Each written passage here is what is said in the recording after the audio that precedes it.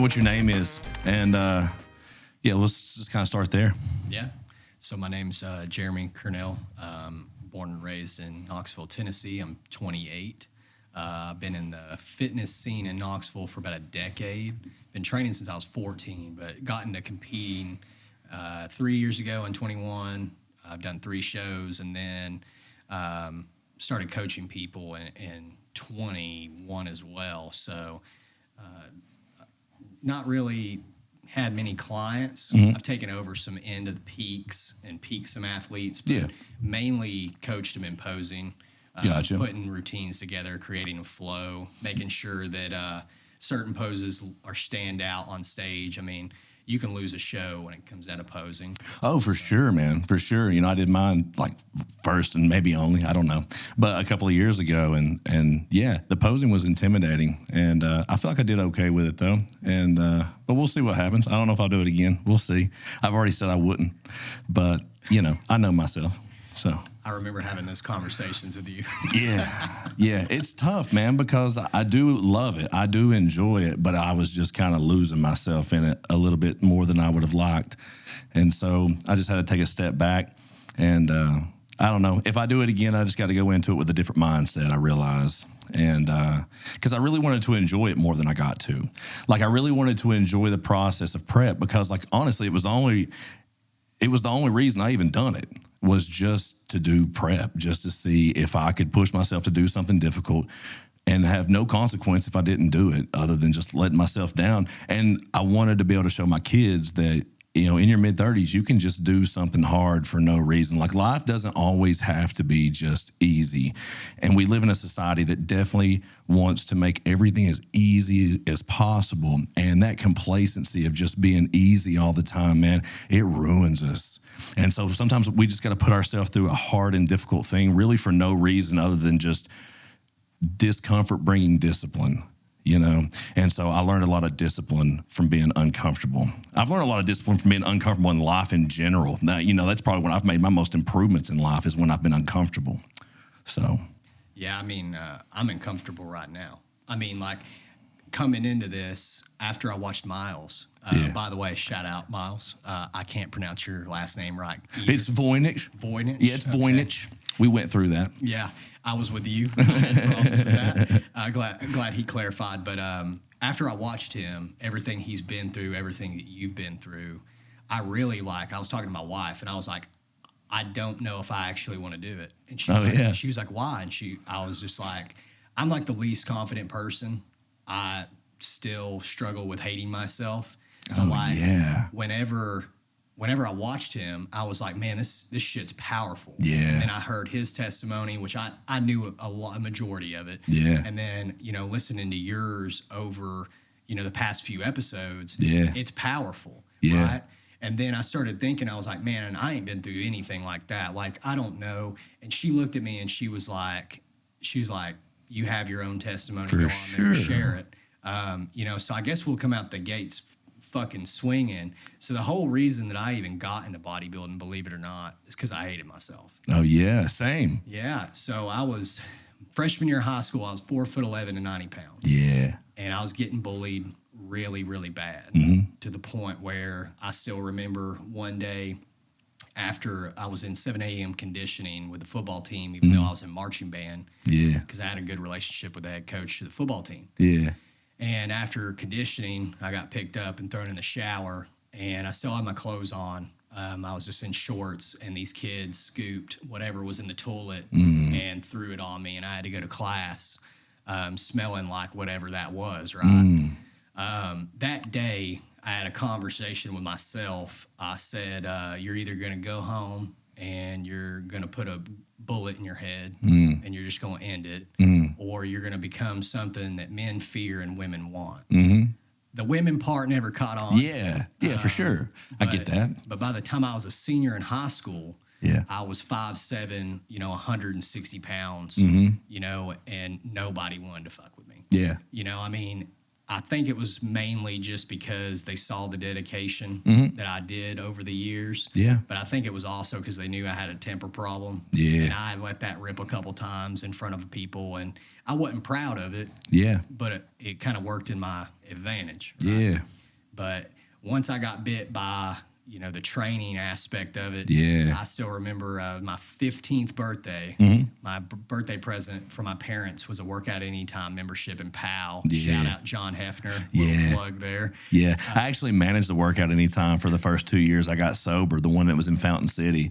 And I had met John through that, and hell of a guy for sure. Yeah, he's an awesome individual. He helped me a lot. He mentored me for a few years, mainly all the years I was in there.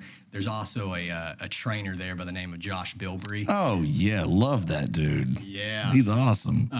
You got to get him on here. We if do. He'll come on here. I think we might be able to. I feel like it might be able to happen. I think for sure.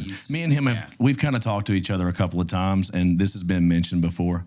And he is all about trying to help some dudes. And so if he can see it in an aspect of being able to share some experience, strength, and hope to help some gentlemen out, I think that he may possibly be inclined. I don't know. We'll see. Yeah, that dude, he has no idea. Like, I texted him a couple of years back, and I kind of broke down one day, and I was just like, I would never be where I'm at if it wasn't for that man, and he needs to know it. So I just texted him out of the kindness of my heart and sent him a book. It was his birthday. Yeah, that's cool. And he read it, and he texted me back, and he was really appreciative of it. But yeah, I mean, I got into the training thing. My parents used to take me and drop me off. They'd come back and get me in 2 hours, 3 hours, whatever it took, because I had so much mental problems built up, so much anger, so much animosity from people I was going to school with. I hated school. I hated going just because I didn't fit in. I didn't come from money, so it seemed like I didn't fit in with any crowd. I had a group of friends I was friends with in marching band, but other than that, it was kind of like I had my one best friend that I've had since I was, 4. And then other than that, it was just kind of like, you had that group in band, but other than that, Yeah, I never really fit in. I always was kind of a loner. I still am a loner. And I've talked about it quite a bit here recently, but up until in the last couple of years, my wife helped me realize that I needed people in my life. And I've tried to do it for so long by myself. And so like when I was in high school, I definitely did not understand that. I did not want to be there, could care less about it. Especially once the dope showed up, especially once I started getting high, I could really care less at that point. And so, high school was a weird time though. And so what was like, when would you say that like the bullying and stuff kind of started for you? Oh, 7th grade. Yeah. Oh, well, I would go all the way back to 5th grade. So when I was in 5th grade, and I'm not going to name drop, right? Yeah. Because these people are grown-ups now. Yeah. And they got families and shit. But because mentally it would be like walking up and punching a 9-year-old in the mouth, mentally, because it was a 9-year-old that maybe done that to you. Yeah. So. Yeah, so in 5th grade, I'll never forget it. It was the last day of 5th grade. I told this girl I thought she was cute in front of, it was that time where everybody's going their separate ways. Like some kids were zoned for pals, some kids were zoned for halls. Confess that undying love now or never. Yeah. I was like, I'll never see her again. She's going to halls. I'm going to pal. Right? Yeah. I was like, I'm going to Where'd you go to Bricky? Copper Ridge. Oh, I got you. Cool, cool. I went to Bricky. I went to Starkey and then Bricky. Yeah. Cool. So, I told her, I was like, oh my God, I don't remember out fifth Yeah. grade. I told her I thought she was cute, and she threw a cup of water in my face in front of everybody, and walked away. And everybody's laughing and shit. And that was the first time where I was like mentally broke by a woman, and that kind of just started the decline of my viewpoint on women. Yeah. That lasted all the way up until I was about 25. Yeah. Gosh, gentlemen, we can get so caught up. A woman can do things to us that can mess us up for the rest of our lives, even as kids. Simple as stuff on the playground. Men, we get, I don't know, for some reason we're able to let females, the opinions of females, or what, I don't know, man. Like, we take so much weight to that, man, and it's crazy. It's crazy. You know, it is funny, like, if you get into the Bible, you know, with Solomon, the wisest dude to ever lived besides Jesus, and like, you can almost sum up Proverbs with fear of God, wisdom, knowledge, and understanding, and a woman is ultimately the downfall of a man. You know, I mean, it's just like, there's a high potential of that for sure. And like, and because I can think of like females in my own life growing up that did things that were just detrimental to me. Now, nothing, and not maybe not even think crazy. And to other people, it might not even seem like it was a big deal. But like, I had a stepmom that just like her actions and the way that how she would treat me and the things that she would say to me are things that I reflect in relationships and stuff very much so now. And she causes me a lot of damage even now. And it's something I've had to work on a lot, dude, because like, it's messed with me, you know, because she left when I was 13 and like, just, I don't know, it was weird. She was there most of my life. And then all of a sudden one day she was gone and she was laughing and joking about it. Like, this was the time of her life. And I'm like, I'm broken right now. You know, my stepbrother's leaving, like everything's falling apart. And she's sitting here singing happy songs and stuff, walking through the kitchen. And I'm just like, I don't get this. And with her, it was even worse, man, because she played the long game. My stepmom played the long game. And so, like, my dad and her married, they got divorced, and then they ended up getting remarried again. When they got remarried, she told my grandparents that she was only sticking around until Brandon turned 18. Well, 12 years later, when he turned 18, there she went.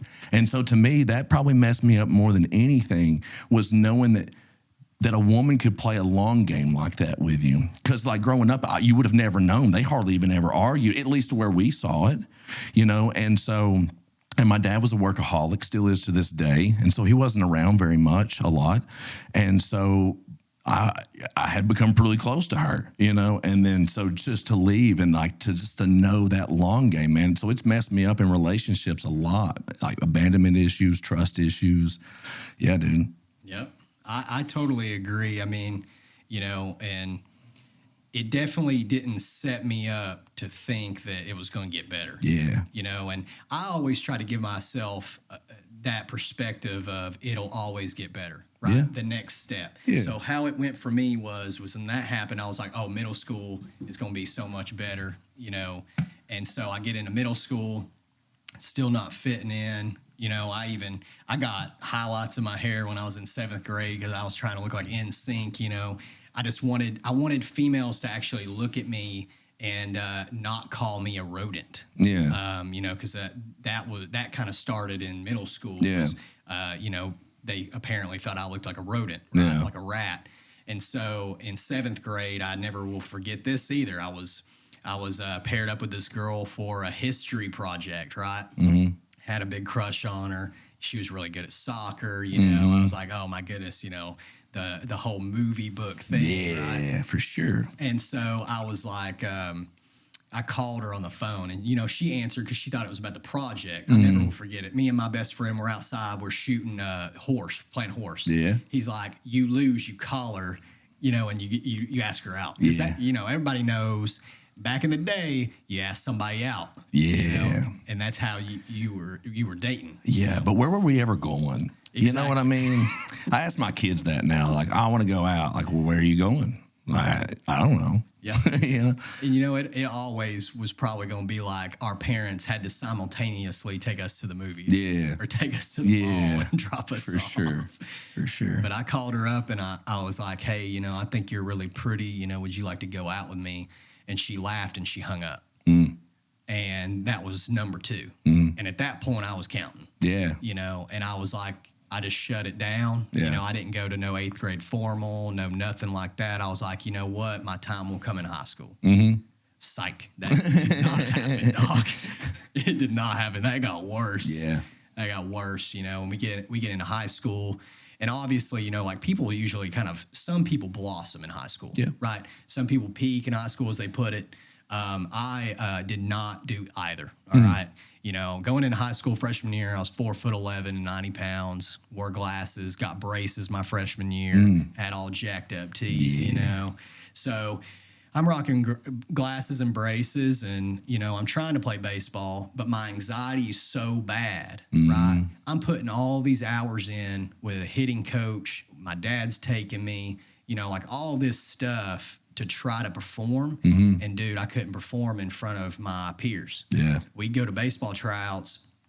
People would think I'm horrible. Yeah. They had no idea the amount of effort I was putting in and stuff. And then you go watch me play like rec ball. I'm pretty decent, right? So I never got that opportunity, man, just because of the anxiety, right? And so the anxiety was just built because I never fit in, and I never was looked at as anything other than, oh, he's just there. Kind of like a filler. Yeah. Like I just felt like a filler all through high school. I get that. Or all through school, really. And so I never will forget, man, there was this girl all through high school just absolutely hated me. And I don't know why she hated me. I think it was just because, well, I found out after high school, by the way, because I DM'd her. But like I said, we ain't going to name drop. Yeah. But she just hated me all through high school. Yeah. And I don't know why. She would always, that was who started the rap thing. And I'll never forget it, man. I was a senior in high school, and I'm out there shooting ball in the rec center, and she threw a basketball at my face. And she's sitting up in the stands with her friends. Yeah. And the basketball, I'm shooting basketball. I miss, it goes off the rim, and she catches it. And she throws it at my head. And I turned around and I was like, why are you being a bitch to me? And she just was like, just because. She was like, you're nothing. And I was like, okay, cool. And then I just went back to shooting basketball. I didn't think nothing of it because that girl had been tormenting me for 4 years. Yeah. But come to find out, I hit her up after high school. She ended up getting really sick and almost dying. And I hit her up because I just felt really bad. She had to shave her head. Yeah. And when she shaved her head, I was like, you look as beautiful as you did before you had to shave it. And I truly meant it. I felt really bad for her. I thought she had taken that next turn, right? And she told me that the reason she treated me like that was because she had a crush on me. And since I was... I wasn't nobody to anybody. By the way, everybody's somebody. Don't forget that, kids. Yeah. Everybody, you got somebody out there that's been where you've been. Yeah, right? for sure. But she told me that she had a crush on me, and I just didn't fit in with that group of people she hung out with. So automatically, she couldn't have told me that because that would have never worked. Yeah. Right, in her mind. Yeah. Right, but my high school experience could have been so much more different. Yeah. If she would have just been forthcoming. Yeah. Instead, it created that disposition of I'm not shit to women. They look right through me. I'm not even here. I'm just a filler. Yeah. You got all the jocks that are really good at sports. You got the kids in band that are really good at instruments. Bro, I wasn't good at nothing. Yeah. All right, I was just kind of there. Yeah.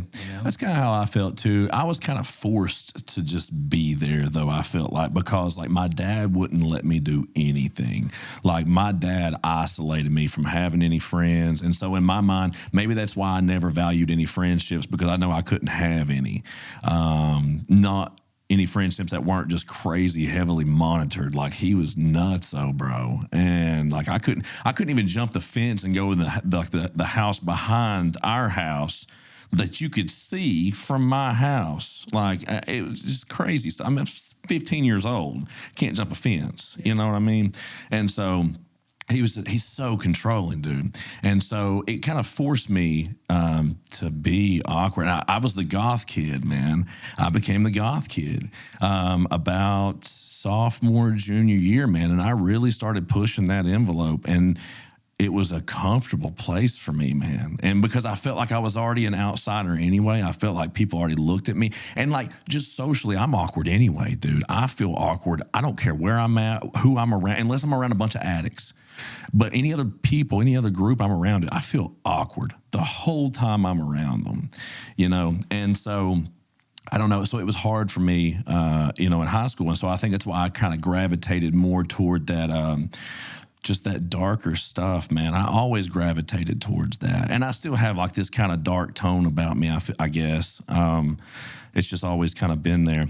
But even to the point where like I would always push that envelope a little further, and it wasn't just Gothic. Like I got into Satanism, like full blown, bro. Like, I mean, studying it really, because I'm an addict. And so when I start doing anything, I want to know everything that I can possibly know.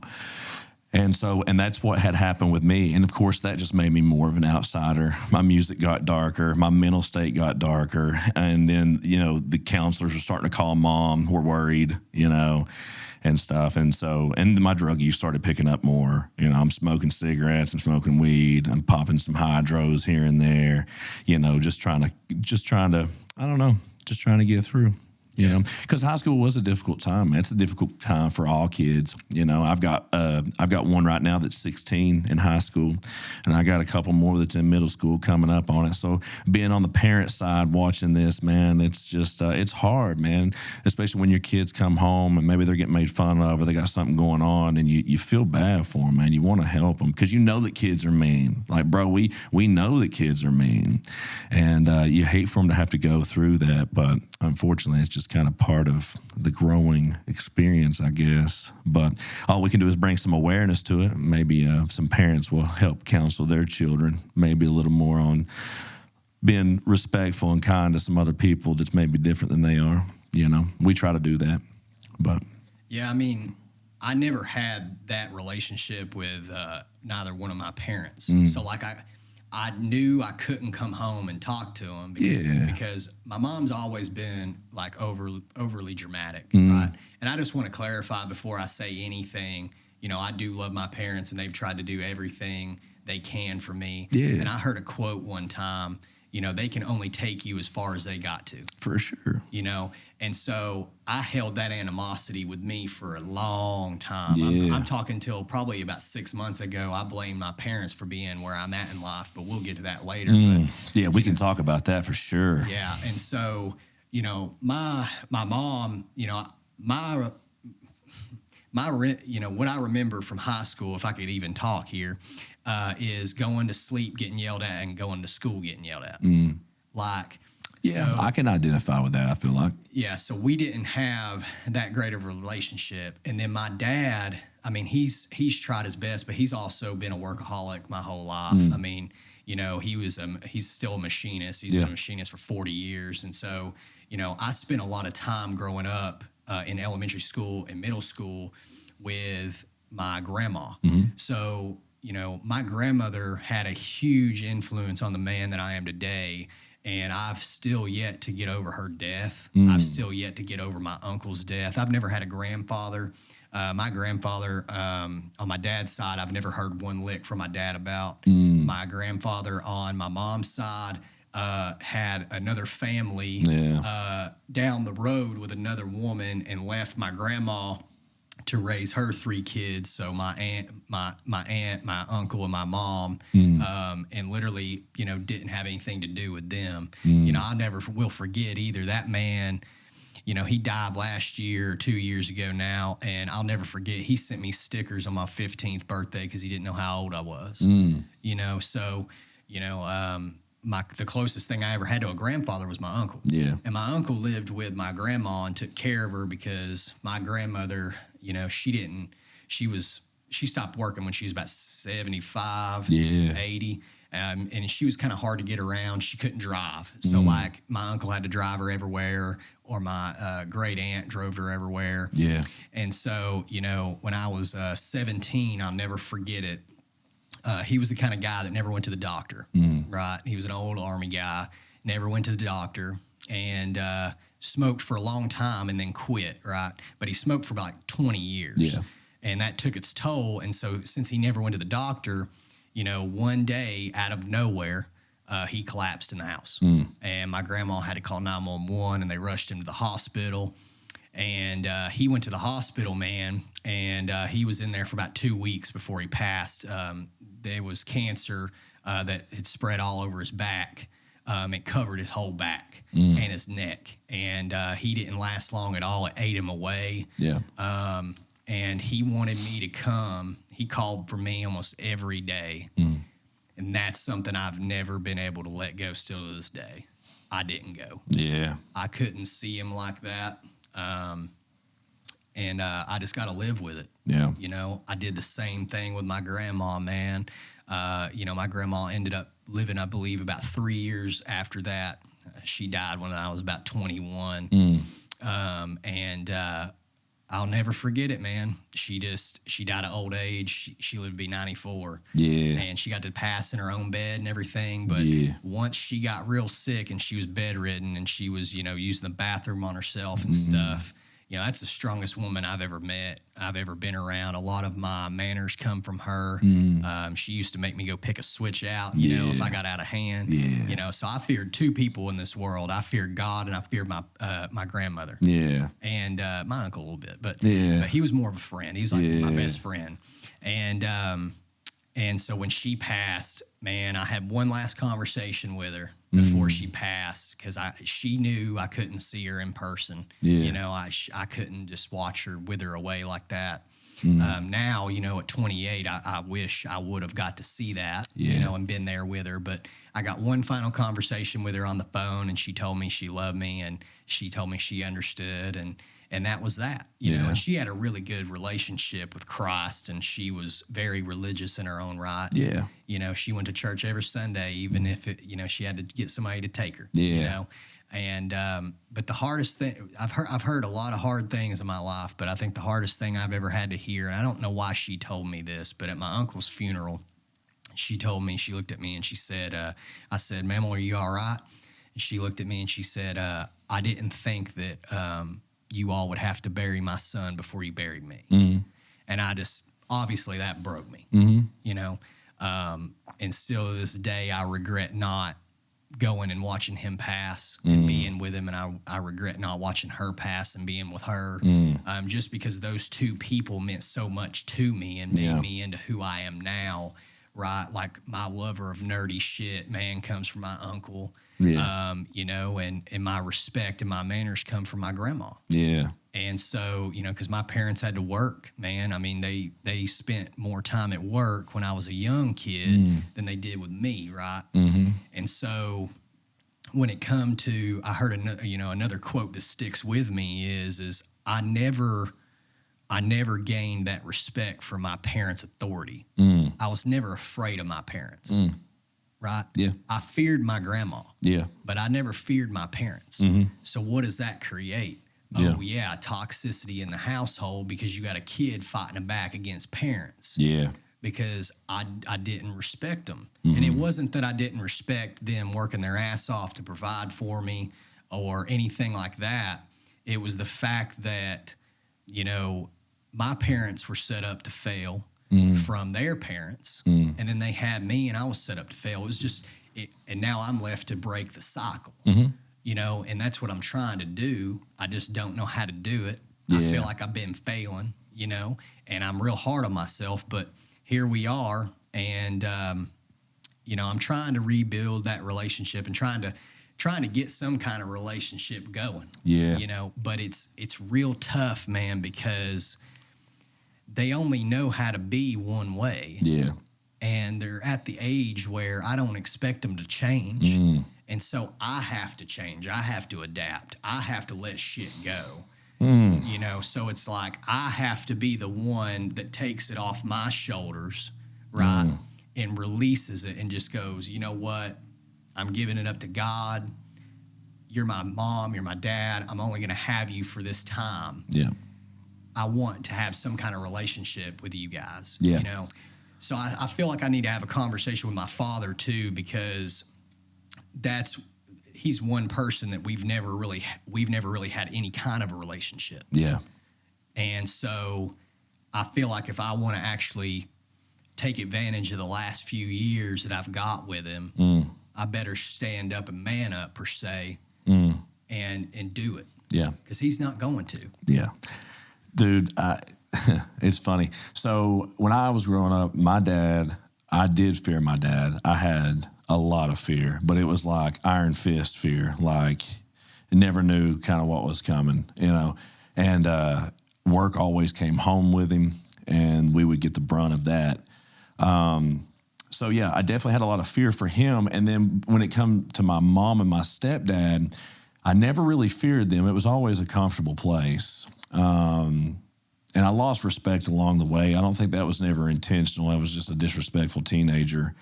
And, but, you know, when I was with them, it was a place where they let me have some freedom. Like, cause I had just turned 16 and DCS came and took us from my dad's house. I had an adopted brother and my little sister, and they came and took us, and I was the oldest.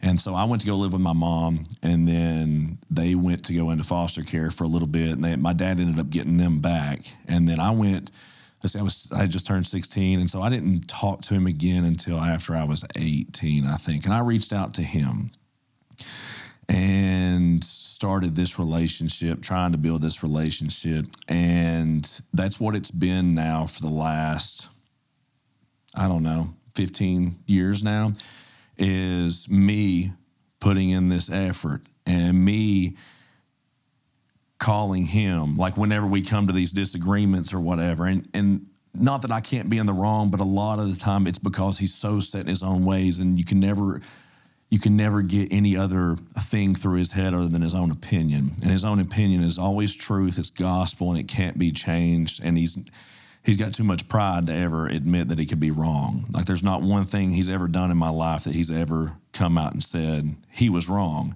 I can confront him about it, and he's like, I don't get it. What's the problem? I was just trying to help you. You know what I mean? And so it was, and so over the years, though, I've just gotten to a spot where it's like it becomes more calloused every time. And the callous has become so great that I've kind of severed that tie, and I'm at peace with it for the first time ever. Because usually, like right now, I'm on 4 or 5 months, I guess, without talking to him, maybe. And usually at this point, this is where I'm about at my collapsing point, where I'm like, because I start feeling guilty for the same reason. It's dad, first of all. It's dad. Like, I shouldn't be like this towards dad. And he always manipulated me when I was a child with scripture. That was always his thing. Like, he used religion in a very, very sick and twisted way, and he still does to this day.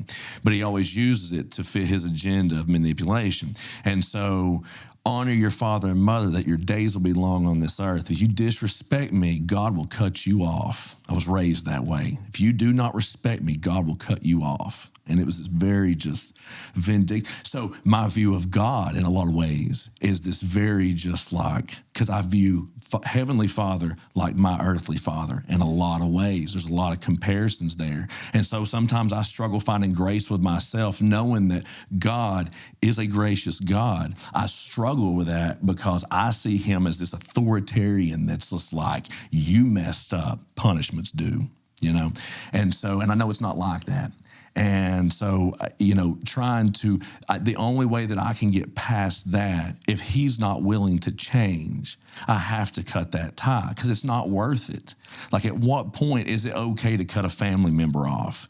Like, obviously, you'll cut friends off a lot faster than you'll cut a family member off. But at what point do we sit there and deal with so much from a family member that we just sit there and let them make us miserable? Because misery loves company, and we will sit there and wallow in misery with them. But why? Like, at what point can we just set ourselves free from that?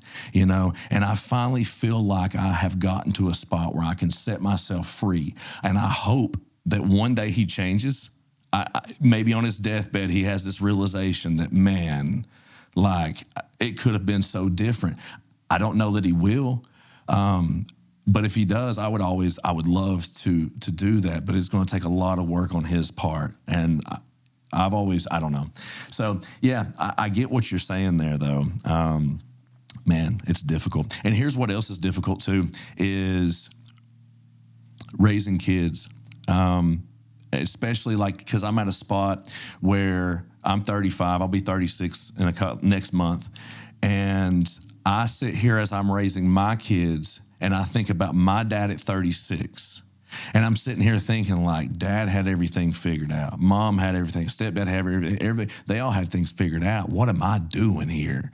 And it's just like, then you look at them, you're like, no, they didn't have it figured out. Like, none of us have this stuff figured out. Like, we're all trying to, and I'm trying to improve where my dad messed up. Like, that's always the goal. I've talked about that the other day on a podcast. Like, dad, like, it's always the goal of the son to improve on the father. Like, that should be our goal. Like, if I can't change him, I can improve myself, because, like, he's in there. Like, dad's in here. Scott Hawkins is in here, and he comes out a lot, and I have to, like, push that down, man. And so, but the older that I get, I'm able to do that more. And, like, when it comes time to dealing with my kids, sometimes I show a lot more grace than I should probably. I'm probably on the other end where I'm too easy on them now, you know? And so what does that do? That makes them easier, and it'll make their kids easier and softer and softer and softer. So I was talking about this with, I think, Miles. Like, we're in this weird conundrum as men of, like, fathers that were just hardened and couldn't show emotion, and realizing that things have to change because we want better for our kids, but we don't want to destroy them by making them so soft that they crumble, you know? And so, man, it's such a hard thing to do. What's crazy is I can relate to almost everything that you just said. So I can't tell you a time where I've ever heard my dad admit he was wrong and tell me he was sorry. Yeah. I'm 28. I can't recall one time. Yeah. I've seen him cry 2 times, when his brother died and when my grandmother died, which was his mother, right? I've not seen any other emotion from him at like ever since. Yeah. You know, as he's getting older, he's getting a little bit more loose, which I'm proud of him for. You know, he's getting to that age of, you know, I'm 63. I don't give a fuck. Yeah. So, like, that's really cool to see, right? Yeah. But it wasn't there when I was a kid. Yeah. But where mine, And same, my dad has definitely toned down a lot, but he's still himself. And the thing is like the thing I want to preference is I don't blame my father at all, because he didn't have a father. He was raised by a single mother who was an absolute unit, right? Which was my grandmother, right? You know, I have a blue jay on my arm, in my sleeve for her, you know, and I have a whole story behind it. But the premise of it is that she's flying over me, watching me at all times, right? She's always with me, which also hurts me, because I don't feel like I feel like if she could see me now, I don't think she'd be proud. And I know that it's probably not true, but it's just how I feel. Yeah. I don't think she'd be proud of where I am now. Or who, you know, how long it took me to become who I am now, you know. But the thing is I just always try to live up to who she wanted me to be, right? But the thing I can relate with you is my mom. So the toxicity's always been in my mom, because she grew up in toxicity. She grew up watching my grandmother and my grandfather battle it out while he's got a friggin' family down the street, you know, and he leaves them and goes and, you know, raises that family and just says kind of fuck it, you know, to his family he has with my grandma. You know, so she was raised in it. So she understands it. But the problem is she never got the help she needed to handle all those childhood traumas. So those childhood traumas got pushed over into me. So, you know, the thing is now they're coming out with my wife. You know, she'll always tell me, you're acting like your mom.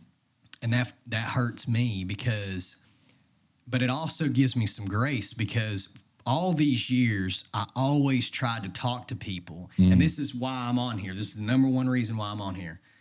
Men's problems get swept under the rug. When somebody comes to you as a man, I don't care if he's a young man or not, right? Every time I would come to my friends to talk to them, or every time I would come to a girl to talk to them about the problems I'm dealing with my parents, they would always tell me it's my fault. It's not always the parents' fault, right? It's the kid's fault sometimes, right? My best friend of 24 years didn't realize it until we got in our 20s. Then he was like, oh, yeah, okay, that's probably why you're that way. And now my wife, you know, unfortunately, we've been put in a situation before where we're in the car, and obviously the big problem is my parents, they don't really truly respect me.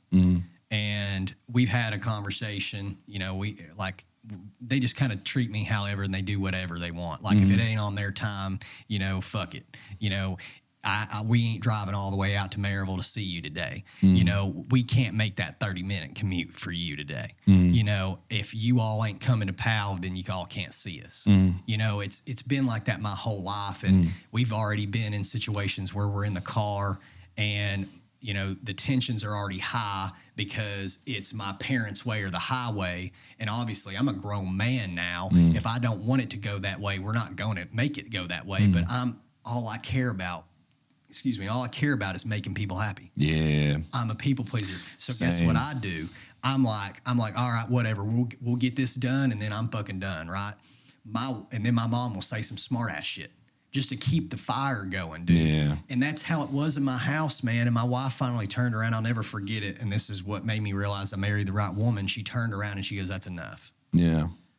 You know, and her and my mom have a good relationship, but like, you know, that takes some balls right there. Yeah. And so, you know, and she told me within the first year and meeting my parents and everything, she understood my dynamic. Yeah. You know, she understood where I was coming from, and she's the first woman to ever tell me that. Yeah. She's the first woman to tell me that it wasn't my fault. Yeah. You know, and to actually build me up instead of break me down and tell me that I'm in the wrong and it's my fault and I'm this and I'm that, and instead of just looking at me with love and treating me with love, right? And it's one of those situations where I love my mom so much and I'm such a mama's boy at heart, you know, but at the same time, you know, I remember it's like you said earlier, man, that shit that people say with you stays with you. I will never forget. I was real struggling. So I've had 3 close calls with suicide in my life.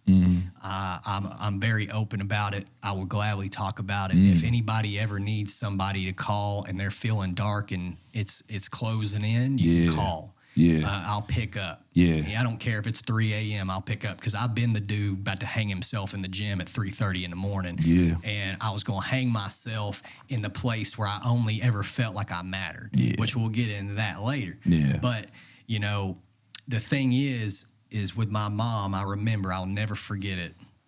I was really struggling. I just went through this toxic breakup with this toxic woman, right? And this is only about 2.5 years ago. So I'm about 25 and I'm losing it, dude. I can't even keep my head on straight. I'm fucking losing it, right? And I've never had a problem with alcohol or drugs. What I've had a problem with is driving. Yeah. I used to drive 70, 80, 100 miles an hour on the way to school on these back roads in high school because I wanted to die. I've always had this defense mechanism built in my brain, though, that won't allow me to hurt myself. So I have to if I'm going to hurt myself, I have to do it unintentionally. So I would fly around them curves and hope I died, right? Hope I hit a tree, hope I, you know, swing on something, you know, anything, right? And so when I was about 25, I come home from work, you know, I'm a mess. And my mom made a comment to me, and, you know, obviously it didn't sit right with me. Both my mom and dad pretty much told me that I was a psychopath and I needed mental help, or I needed to be in a mental health facility. And, you know, I'm this and I'm crazy and I'm loony and all this. And I'm just sitting there and I'm like, dude, all I need is fucking love. Yeah. Like, looking back on it, I'm like, all I need is love. And all you care about is being right, and that's it. And that's what both of them I've always cared about the most, is being right. It's not about how I was feeling, you know, nothing like that. Yeah. It was about them being right, you know, and it's just like you look back on it and you're like, holy shit, dude. Yeah. Like, because I'm 28. Oh my God. I'm 28. I expect to have kids within the next 2 years, my first kid within the next 2 years. Yeah. And I'm like sitting here, I've got 3 dogs, and people always will tell you dogs are the best way to prep you for children, because especially if you have multiple of them, because they got to go out multiple times a day. They got to eat multiple times a day. You got to give them constant love and affection. You got to teach them and train them, right? And I'm not saying kids are dogs, by the way, before anybody comes at me, all right? But I am saying there's similarities, right? And I'm just sitting here and dude, I'll look at my dog and cry. And it's because I didn't have that absolute affection of love that when I look at my dog, if I ever had to think about my dog dying or one of my dogs dying, I'm going to rip out, right? Yeah. So I'm sitting here, you know, thinking about having a child. Yeah. And I'm like, I already told my wife, I'm like, if I have a girl, oh, I'm screwed. Yeah. You know, because it's going to be wrapped around my finger. Yeah. Because what I'm getting to is by the way, my friend told me one time I like to take the scenic route to get my point. Yeah. But this is my point. So you said that you struggle with parenting your kids because you don't know that fine line. Well, neither do I. Yeah. Because sometimes my mom will come out. Yeah. And my wife has to bring it down. Yeah. Which scares the shit out of me because guess what? When it comes to the dogs, guess who the disciplinary is? Yeah. My wife, not me. Yeah. All I can do is love on them. Yeah. They get away with everything with me. Yeah. And it's because of my past. Because I'm afraid that version of me is going to come out. Yeah. And I could never even imagine hurting one of them. Yeah. And it worries me still to this day with kids. It's like, am I ready? Yeah. Oh, you're never ready. You know? Ever. Yeah. I had my first one at 19. I was definitely not ready. Should have got a dog first, I guess. But yeah, that's crazy. Having kids is so rewarding though, but it is hard. The discipline aspect is definitely very difficult, and you have to discipline kids differently. Like, you cannot discipline all kids the same, man. Like, I've got some kids that you'll try to discipline and they'll just look at you crazy. And then so you gotta reroute and replan a little bit, you know. But yeah, and we try not to do physical punishment. Like I think there's plenty of other ways, and that's one reason why I don't like physical punishment, just because of how I was punished as a child. And so I think that there's much more constructive things that can be done. Now and then sometimes you just gotta bust a kid's ass, you know what I mean? And sometimes that's okay, you know. Those times are merited. But anyway, so what do you? I don't know, man. So what do you think the solution is? What do you think that, like, for you and your own sanity and your own peace and, like, moving on? Because here was one of my things when it comes to my dad and that whole family dynamic is I had to come to this spot, and I think this is what gave me a lot of freedom with it too, and it's a biblical principle of you leave your father and your mother and you cleave to your wife. Like, love y'all to death. Your opinion doesn't matter. I could care less. What she says matters. If me and my wife are not on board with it, we ain't doing it. I don't care who you are. I don't care what family. It does not matter to me. I left at 18, you know, made a lot of mistakes along the way. And through this process, like, I know my value and I know my worth. I have a family. I have things that I'm building and establishing for my family. I'm cleaving to that. And so if their feelings, their emotions, and all the whatever, I don't care. Like, and there's freedom in that, dude. Because when you've cared for so long, when you are a people pleaser, and you've tried to please those people for so long, and you find the freedom to find, and maybe it's just because I'm older. You know, I'm 7 or 8 years ahead of you now, and that is a whole thing. You know, once I got in my mid-30s, things have definitely changed. Perspective has changed so much in the last 2 years. I have calmed down. I'm a much different person than I was 2 years ago.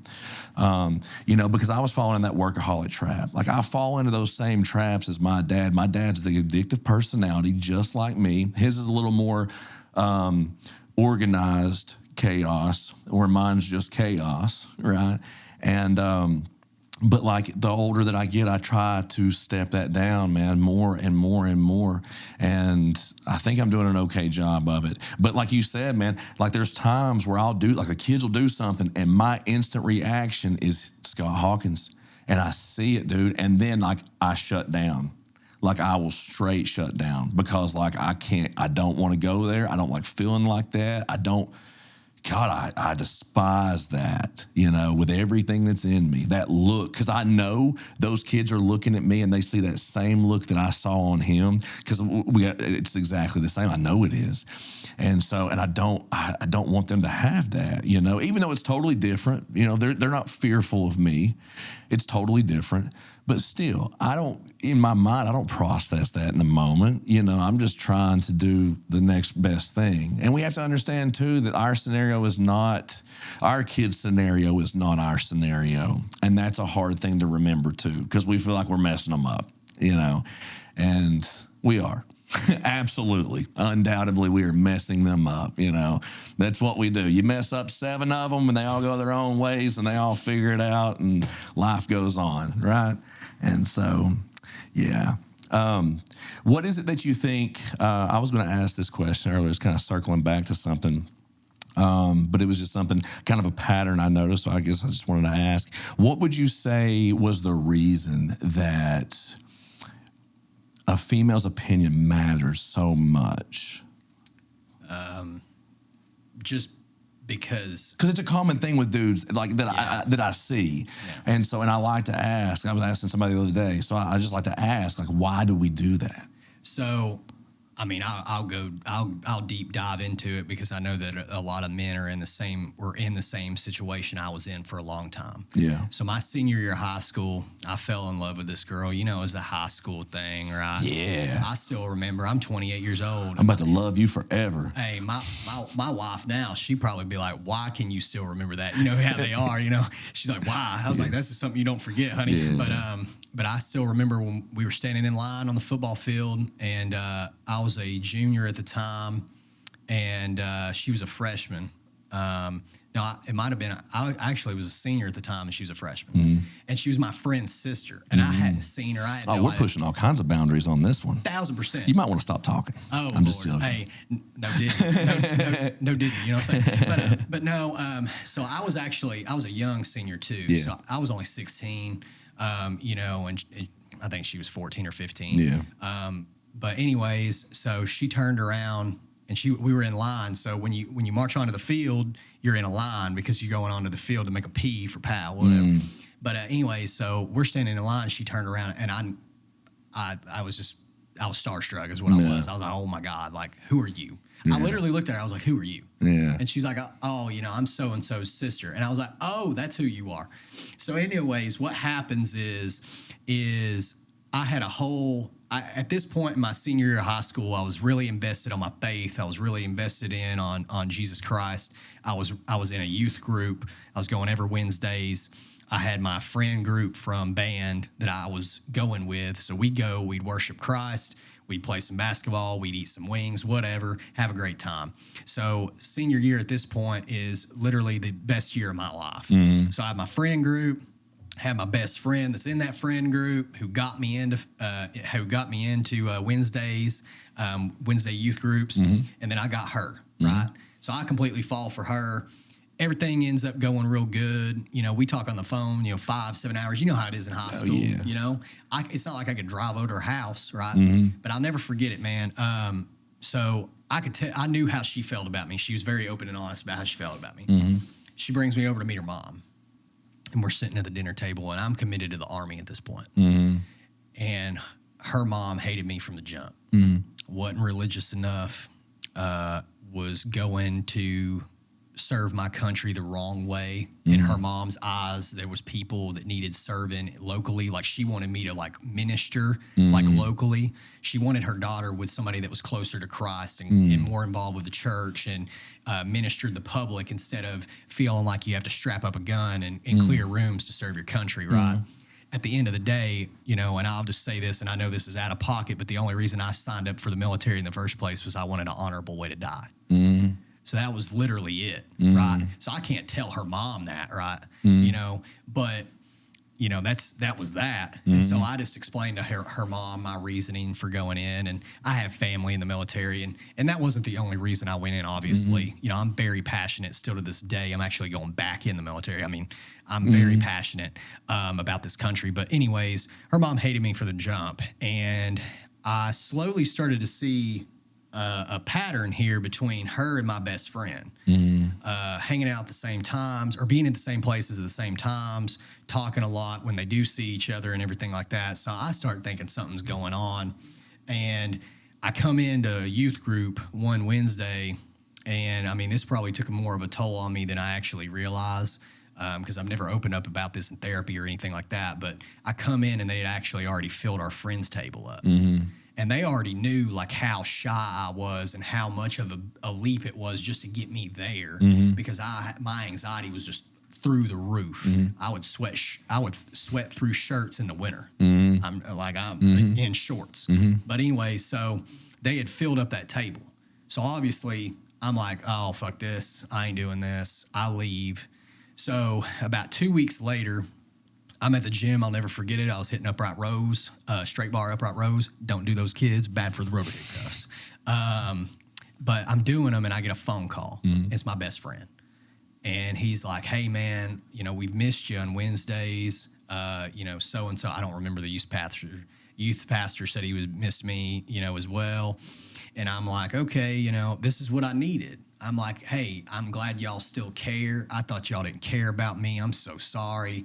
I needed that phone call. I'll be there on Wednesday. This is like on a Sunday. It's Sunday evening, right?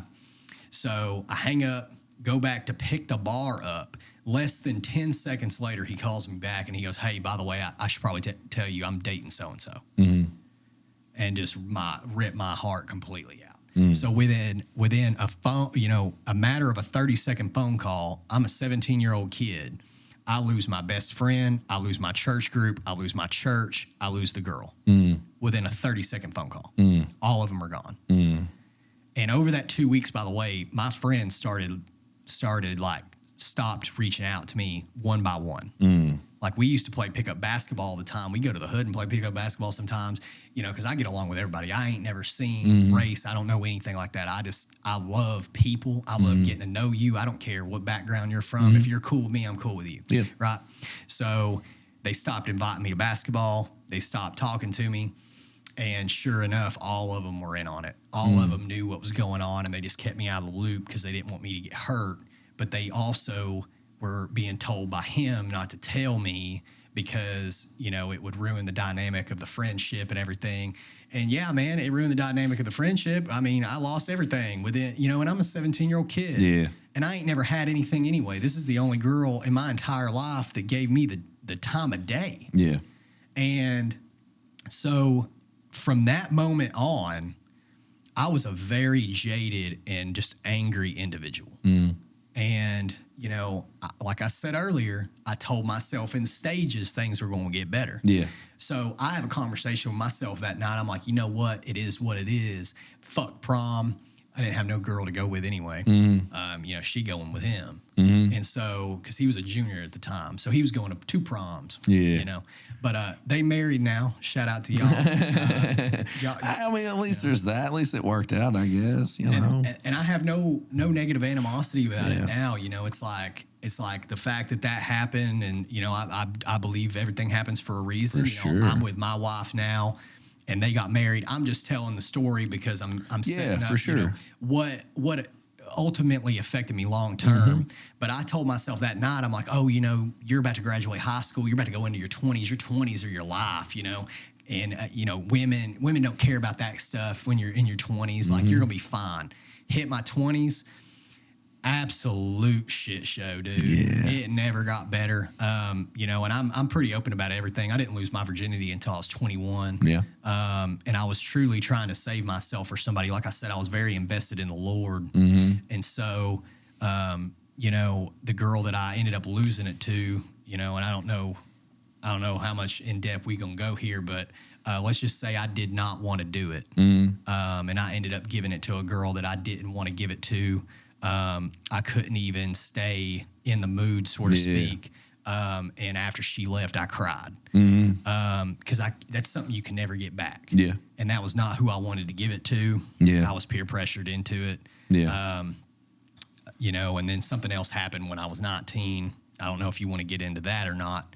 But I was sexually assaulted in the back of my car when I was 19 by a woman. And that's something that men don't talk about because apparently it can't be rape on men. Dude, I've seen this. So. It's crazy you say that because I have seen this pop up in a lot of places just in the last week. It's so weird that you say that. So I don't know if there's a trend that's coming. Me and my wife's going to have a talk. I'm just kidding. But Anyway, no, but seriously though, that is something that like I have seen. It's crazy that you say that here lately, popping up more. I don't know. It's weird. Yeah, I mean, And does need to be talked about. it does. I told her, and I'll just tell you guys, you got to be real vigilant. Mm-hmm. Like if you say like no means no for you too, man. Yeah. Like if you tell her no 3 times in 30 minutes, then you need to get yourself out of that situation because something is going to happen that you don't want to happen. Yeah. She going to make it happen. Yeah. And that's exactly what she tried to do. And before I even knew what was going on, I had to throw her off of me, and for any of the women out there that listen to this that want to say that that's not what was going on, let me tell y'all girls, she cried her eyes out when I threw her off of me. She knew immediately what she did, and she was scared to death that I was going to push it, that I was going to tell people. I kept my mouth shut, ended up finding out that girl was actually in a relationship, by the way. Didn't tell me that, by the way. Told me that they were separated. But that's 19-year-olds being 19-year-olds. For sure. But, so that happens at 19. And then we go into 21, and then I end up, being forced into it at 21. So already I have a horrible outlook on sex. Yeah. Right? So my whole life, I've never been with a woman, right, sexually. Been addicted to porn my entire life from 12 to, 21, right? And then from 21, once I lost it, man, and once me and this girl broke up about 5 months later, I was whoring it up. And it wasn't even, at the beginning of it, it was for myself, right? And then what I started to realize between 22 and 25, what I realized was I wasn't good enough for no woman other than sex. They saw me for my body, and they saw me for sex, and that's it. Because I can't tell you the amount of girls that I had, and I'm not saying I slept with all these women. I'm just saying the amount of girls that I talked to that after me, like 6 months later, I see in a long-term relationship that told me they wouldn't want none, no long-term relationship. Dude, it took such a toll on me, and I began to believe that I wasn't good enough for more than sex. That's what I only thought I was. While we're on this topic, I kind of want to revisit something real quick that you mentioned, because once again, it's another topic that's been brought up more and something that needs to be talked about more, was the porn addiction. Because I've talked to a couple people that's already, this show, I've only been doing this a couple of weeks now, and it's already come up a few times. And I'm so glad that people feel comfortable enough to be able to just have these honest conversations, because it's the whole point. But with that in mind, how would you say that porn from a young age, how did that influence the way that you view women, the way that maybe trust issues, anything like that? How much is it affected by the porn industry? I'm actually on the other side of it. I haven't had any experience with it affecting me how I view women, because the way I viewed the women in those movies and in that industry is, and I'm just going to be frank with you, is they doing what they have to do for money. I mean, it's a job to them, right? I got you. So I viewed it from that angle. But I'm talking about like if there was any kind of like roles, like role play, and that plays out, scenarios that play out that give guys a totally unrealistic expectation of women, what relationships are, or anything like that. Oh, 1,000%. Okay, so this is what the reason I even brought it up is because it tainted sex for me. Yeah. Completely. Yeah. Right? Because especially at such an impressionable age, that's one reason I ask, because when you're 13 to 15 and that's what you're ingesting, it's influencing how you see everything moving forward. 1,000%. And I never viewed women as objects. Yeah. That was one thing I was always proud of myself. I've never done that. And I've never viewed them as objects, and I've never looked at him anything like that. But I will say this: once I got in my 20s and women started treating me like I was only good for sex, I started treating certain girls that way too. I got in that same cycle, right? But how it affected me towards sex is it absolutely ruined it. I'm still struggling with it today at 28, because I have this perception of what I want, which is not what I want. It's lust. Yeah. Right? For sure. So it creates this negative lust in your marriage and your relationship, right? Where you think if you're not getting what's in these videos, then 100%. then you need to go find it, or there's somebody else that'll give it. And I'll tell you the 80-20 rule when you're married or you're in a relationship. The 80-20 rule is when you're with your wife and she gives you 80% some days. Some days she gives you 100. On bad days, she gives you 80. And you want to leave her for a girl that's going to give you 20. Yeah, for sure. To give you that, fill that void, right? Because she's not the 100 that day. Oh, no, right? But you're sitting there watching these videos and you're thinking, oh, man, I deserve this. This is what I deserve. Yeah. You know, I deserve a woman wanting me like this, right? Yeah. Well, what you don't realize is those women that want you like that probably only want you for that one thing. They don't want you for you. They ain't going. Who else going to sit on the couch and hold you and while you cry because you feel like the whole world's falling apart? Yeah, for sure. That's not going to happen. No. She going to laugh at your ass and then leave. Yeah. And she going to go to her phone and she going to get one of those 15 numbers in there and she going to go find him and he's going to buy her dinner and then you know what's going to happen. You know, so it definitely negatively skewed my perspective of sex, and it still does. Yeah. And I still struggle with that fight every single day. It's been a huge problem in my entire life. That's been my biggest problem. If I had to be 100% honest and 100% see-through, you know, I still struggle with it. Yeah. You know, because it's like when I say I was addicted, from 12 to 16, I broke a computer. Like, I mean, it was like 4, 6, 8 times a day. Like, it was that bad. Yeah. Right? And so when it's that bad, you just assume one day that it's going to get better. Yeah. Well, you get into your 20s and you're like, even like if you're not with somebody that night, you got to do it. Next day, you got to do it. Got to do it, right? Sometimes more than once. And it's like, it's normal to, you know, do the thing for yourself, right? To release that tension and everything like that. But when you're reliant on this product, and you become, it's almost like a drug. It is a drug. Like I told you, I ain't never had a problem with drugs, but I lied. Yeah. Because it is. For sure. Yeah.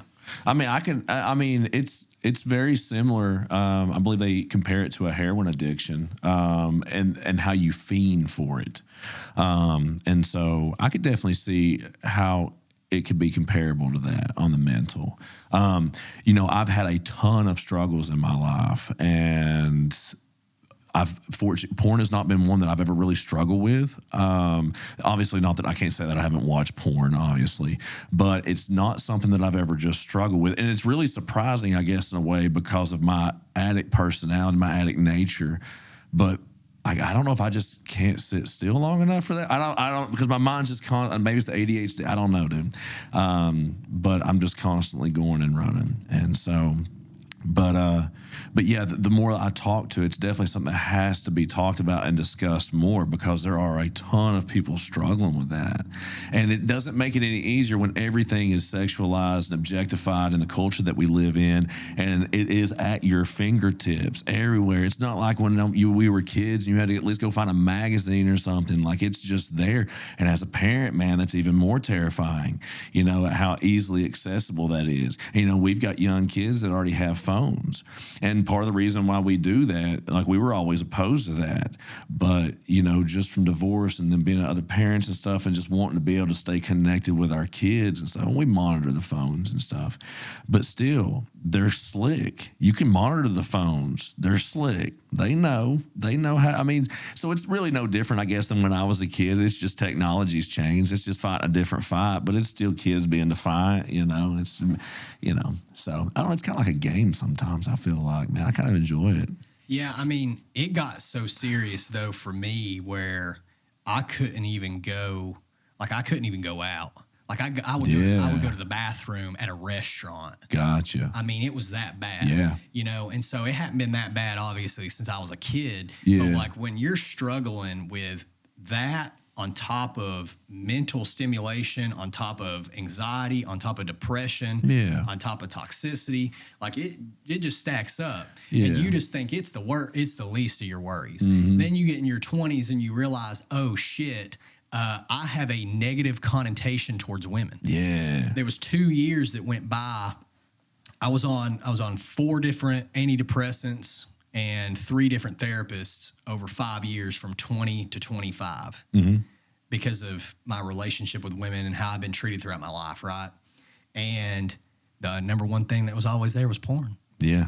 You know, and it's just like it's so bad to sit there and be so reliant on something. Yeah. Because like I would sit there and I would be like, at the end of the day, the true reason that I even got into it, right, is because I fucking hated myself. Yeah. I still hate myself, and no women loved me, and they didn't want me, and that's exactly what happened. Yeah. You know, and so I turned to something where I could get that self-validation, I could get that love, that attraction real quick. You know, I could get it like this. Yeah. And then it's there, and then it's over, and then I'm good for a little while. Yeah. And that's the crazy part about it. That's why I link it to drugs. Because when you do drugs, you shoot up, it's there, you feel it, it's awesome, you're good for a little while. Then you need to do it again. It's the same process that I was in. Oh, yeah, for sure, dude. And it sure didn't help when I got in my 20s and women started treating me like a sexual object. It's like the women that I was actually interested in dating only wanted to fuck me. And then the ones that I was in, or ones that were interested in dating me, I only fucked them. And then I fucked them over, and I apologize to anybody that I ever treated like that. We were all young and we were all pieces of shit at one time, and I was a big piece of shit. I just didn't know how to operate as an adult. Yeah. I didn't. Yeah. I didn't have that, you know, conversation or that opportunity in the house, you know. And I remember, I'll never forget, man, I was like 14. I think I was a freshman in high school, and we're driving home. My mom picked me up from school, and the computer wasn't working. And this was when I broke it. She asked me what it was from, and I told her that I was watching porn, and she had this like meltdown in the car telling me that I needed Jesus Christ, and we're going to church immediately on Sunday, and we're going to cleanse you of this and all this stuff. And it's like, she got home, and I'll never forget, she looked at my dad and she told my dad the reason the computer was broken. He started laughing, and he said, yep, well, not surprised, right? I mean, and I say that because how that was taken and how that was reacted to might have helped me benefit later in life. Yeah. If it was reacted to a little bit more seriously, like, hey, he does have an actual problem, like this isn't just a normal kid looking at it, it's an actual problem, then maybe we would have got somewhere. But it's the same thing with my anxiety. I went to the doctor when I was 15 for anxiety. They put me on what's it called? Prescription deodorant. Instead of checking me for anxiety, they thought I had a sweating problem. So it wasn't just that I couldn't function and perform in school. It wasn't that I couldn't function and perform on the field. It wasn't that the fact that every time I tried to talk to somebody at school, I'd sweat. Every time I had to give a presentation at school, I'd sweat. Every time I tried to talk to a girl, I'd sweat. What? Oh no, it wasn't because it was because I had a sweating problem. It wasn't anxiety. And then I get into my 20s and start having anxiety attacks, like full blown panic attacks, can't move, right?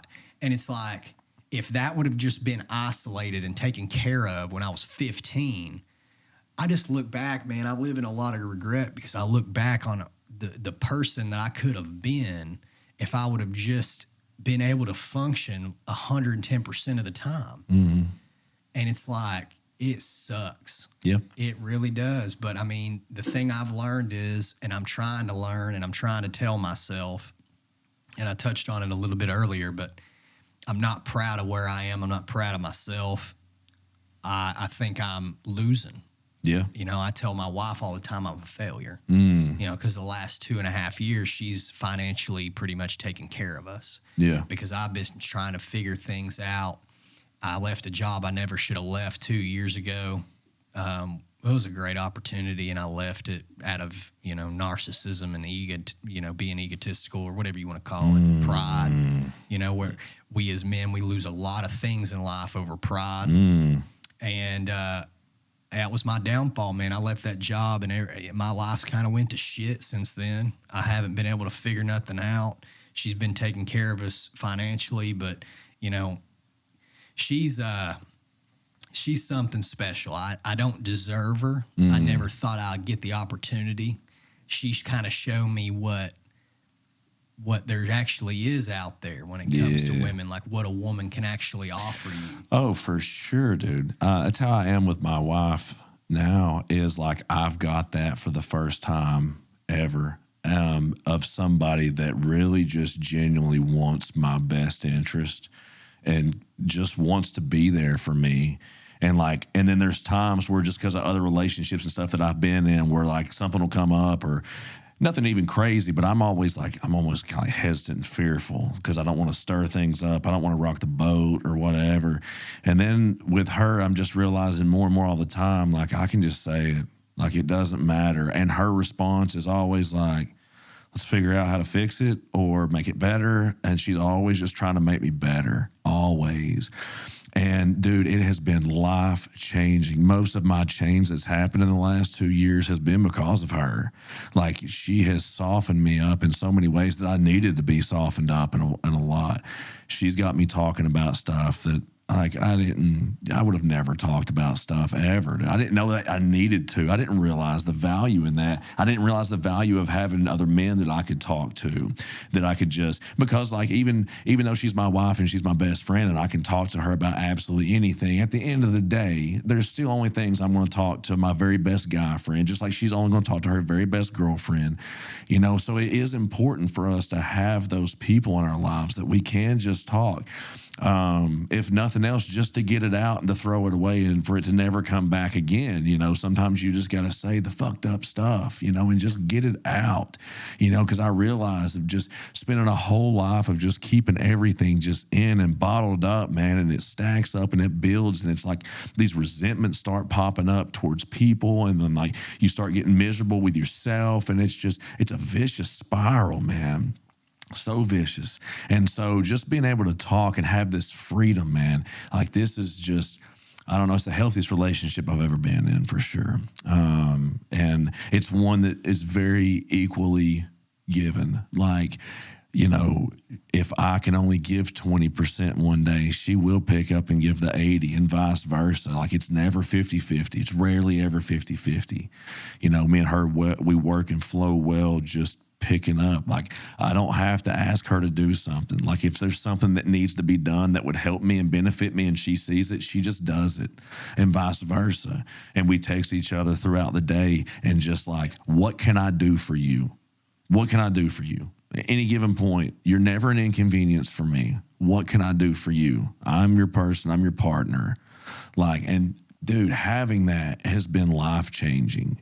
I've needed it. And for the first time ever, man, I've got freedom. I feel like I can breathe. And I don't know. But on the flip side, the abandonment issues terrifies me. Because like, what if I lose that? You know? And so I get that, man. But I don't walk in that fear. I can't walk in that fear because life is so short, man. And the older that I get, it sets in more and more and more, especially once you start seeing the kids grow up. Like I'm within 2 years of having one out of the house, and I'm within 11 years of having all 7 out of the house. Like that puts things in perspective. In 11 years, there'll be no kids left in this house. And that's like, it's a heavy thought, you know? And so I can't sit there and dwell on the fear, you know, I can't. And it's an easy thing to do, and it's not always hard, or it's not always easy to just ignore that fear. But like, I've wasted too much of my life, and I've just finally come to that spot where I got to let go of that fear. I got to let go of just worrying about tomorrow. I can't. Like, dude, I got too much going on right now. I cannot worry about tomorrow. You know, and I've noticed like something about myself, and I've learned something in the last 2 weeks about myself, and it's that if something has to be overthought, I shut down. I will straight shut down real quick because I don't want to overthink it, especially if it's something that I don't feel needs to be overthought. Like it's because my wife is an overthinker, dude. She'll overthink everything. And I think a lot of women just overthink, you know. And so, and it's cute. I love it. And so, but anyway, she'll get to overthinking. Well, then, and I'll let her and just go through her spiral of, overthinking something. Well, then she kind of tries to pull me into it and it starts asking me questions. And I've noticed like my natural reaction is just like, I'm shutting down. Like I can't do this. Like, I don't know. I don't do well with small talk. So it's just something I've learned learned about myself in the last 2 weeks, I would say. But anyway, I don't know where that came from. It was a little random, but